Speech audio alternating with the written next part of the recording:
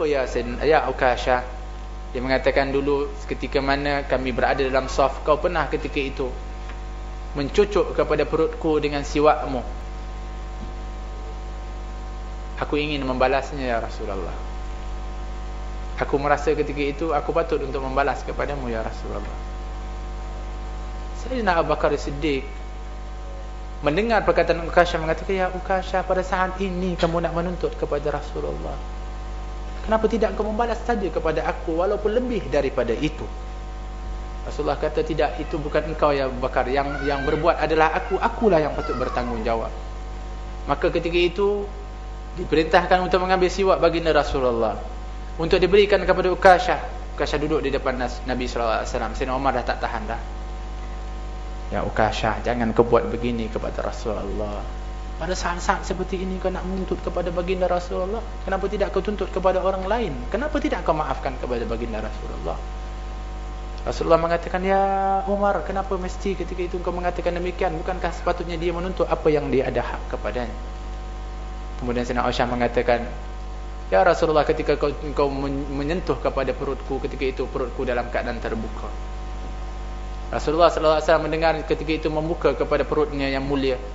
Seketika itu disambar oleh Sayyidina Ukashah, menempelkan pipinya kepada kulit perut baginda Rasulullah SAW, mengatakan, ya Rasulullah, aku mendengarkan kau mengatakan setiap kulit yang menyentuh kepada kulitmu tidak akan disentuh api neraka yaumul qiyamah. Allah, itu sebabnya mustahil dia akan menyakiti kepada Rasulullah, tetapi ingin mengambil peluang untuk bersama dengan Rasulullah SAW, lebih-lebih lagi di saat yang terakhir seperti itu. Ini cinta, semuanya adalah bukti cinta yang luar biasa para sahabat kepada baginda Rasulullah SAW. Pun begitu, Nabi SAW lebih merindui kita. Satu ketika berkumpul dengan para sahabat, dia mengatakan, aku rindu kepada ikhwani, aku rindu kepada saudara-saudaraku. Walasna ikhwanukum ya Rasulullah, bukankah kami ini saudaramu ya Rasulullah? Tidak, sedangkan kau itu adalah sahabat-sahabatku, tetapi aku rindu kepada saudara-saudaraku. Siapa saudaramu ya Rasulullah? Yaitu mereka yang tidak melihat kepada aku, tetapi mereka itu mentaati kepada aku. Ya Allah, Nabi menangis rindu kepada kita. Nabi nak sampai kepada kita. Nabi nak bagi kebaikan kepada kita. Nabi nak sampaikan Islam itu. Dan kenapa untuk sampaikan Islam? Untuk umatnya, kita ini.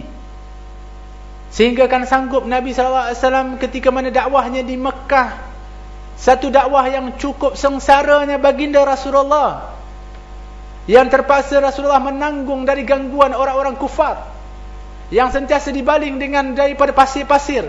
Nabi balik ke rumah, kadang-kadang ketika itu Sayyidina Fatimah melihat Rasulullah yang dipenuhi dengan pasir-pasir debu, ketika itu disapu-sapukan, dibersih-bersihkan oleh Sayyidina Fatimah dalam keadaan menangis. Rasulullah kata, sabar ya Fatimah, biarlah, ini ayahmu, tidak menjadi masalah apa yang dikenakan. Sentiasa dibalingkan tu. Satu ketika Nabi sembahyang di depan Kaabah, diletakkan najis daripada unta di belakang Nabi. Dalam keadaan berat, Nabi ketika itu tak mampu untuk bangun daripada sujudnya. Nabi, kenapa? Kerana kita umatnya. Nabi yang ketika mana dia berhijrah dalam keadaan berjalan kaki, menginap ke dalam gua selama 3 hari untuk kita. Nabi SAW yang ketika mana di dalam peperangan Uhud, luka Nabi SAW satu ketika masuk ketika itu besi ke dalam daripada tulang, daripada pipi baginda Rasulullah, menusuk di pipi Rasulullah SAW ketika nak dicabut oleh para sahabat, tak berdaya untuk dikeluarkan kerana sangat dalam, sehingga kan Sa'ad bin Abi Waqqas ketika itu menggigit kepada besi tersebut untuk mencabutnya, sehingga tercabut giginya Sayyidina Sa'ad bin Waqqas. Tapi Rasulullah masih mampu menghibur kepada Sa'ad bin Waqqas dan mengatakan, gigimu yang tercabut itu menyebabkan senyumanmu itu paling menawan di atas dunia ini.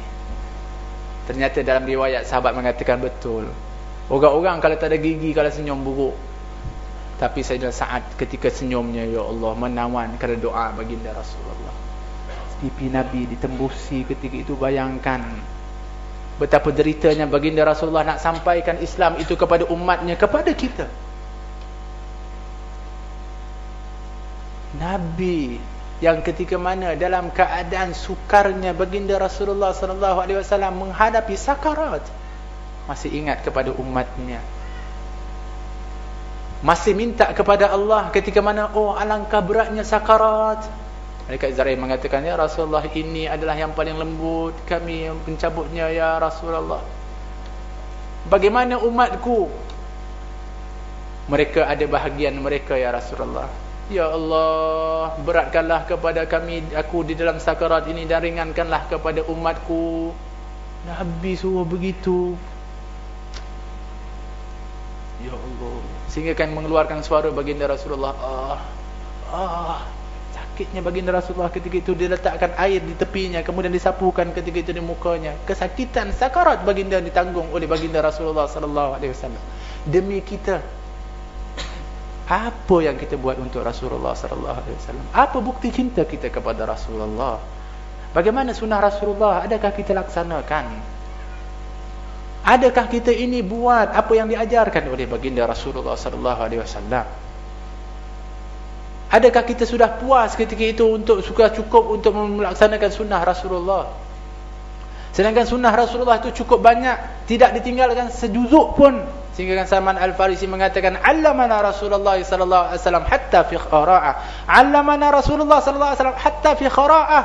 Diajarkan kepada kami oleh Rasulullah semua perkara, hatta kepada untuk buang air pun diajarkan oleh baginda Rasulullah sallallahu alaihi wasallam. Tapi apa kita umat Nabi Muhammad ini yang mengambil jalan-jalan dari selain daripada jalan baginda Rasulullah? Kenapa? Kerana hilangnya cinta kita kepada Rasulullah. Kalau benar kita cinta kepada Rasulullah, pasti kita akan menjadikan Rasulullah itu sebagai ikutan. Kalau ada di kalangan kita yang mengatakan, sukar nak ikut Rasulullah, Rasulullah lainlah, dia Rasul, kita ini orang biasa. Kenapa Allah mengatakan, laqad kana lakum fi Rasulillahi uswatun hasanah? Kenapa Allah mengatakan ada sesungguhnya pada diri Rasulullah itu ada contoh teladan yang baik? Kenapa diperintahkan untuk contoh kepada Rasulullah? Kalau kita mengatakan, Rasulullah bolehlah lain, kita lain. Tidak lain dan tidak bukan kerana sepatutnya memang kita mengikuti Rasulullah dan menjadikan kecintaan kita itu kepada Rasulullah sallallahu alaihi wasallam. Hadirin rahmati oleh Allah Subhanahu wa taala. Saya tahu dah panjang dah pun. Saya pun nak berhenti ni, boleh berhenti kot Boleh tak berhenti ni? Boleh tak? Sebab salah nak cakap ni. Kan tersinggung pula ustaz. Saya faham dah tu. Tak apa, lepas ni kita akan bagi duit seorang-seorang 10,000. Kena tunggu 2 jam lagi sanggup punya.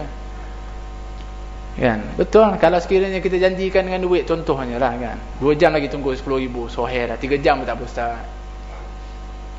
Sebab kita nampak habuan itu, tetapi kita tak nampak habuan yang kita duduk kat sini.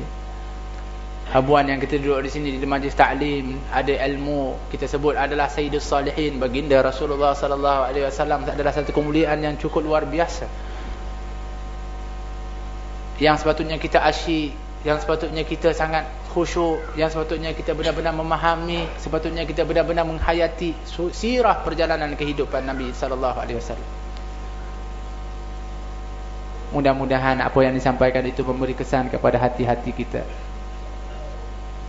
dan juga menjadi pengajaran kepada kita. Kembalilah untuk cinta kepada Rasulullah, kerana cinta kepada Rasulullah itu adalah bukti cinta kita kepada Allah Subhanahu wa taala.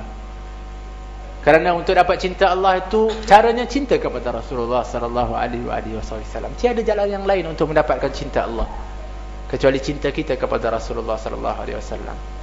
Dan cinta kita kepada keluarga Rasulullah sallallahu alaihi wasallam adalah kerana cinta kita kepada baginda Rasulullah sallallahu alaihi wasallam. Sebab itu dikatakan, alimu auladakum hubba Rasulillah wa hubba ahli baitih, dan cinta dan juga mencintai kepada keluarga baginda Rasulullah sallallahu alaihi wasallam dan cinta kepada Al-Quran. Ini diperintahkan kepada kita untuk ajarkan anak-anak kita untuk cinta kepada Rasulullah, cinta kepada keluarga Rasulullah, dan cinta kepada Al-Quran, untuk kita mentazimi dan membaca Al-Quran. Mudah-mudahan kita ini adalah golongan orang-orang yang sentiasa cinta kepada Allah dan mencintai kepada baginda Rasulullah sallallahu alaihi wasallam. Sebab itu Nabi mendoakan dan berdoa. Nabi berdoa, Allahumma rzuqni hubbak wa hubba man yuhibbuk. Ya Allah, berikan aku kurnia untuk cinta kepadamu dan cinta orang-orang yang cinta kepadamu. Kalau kita cinta kepada Allah,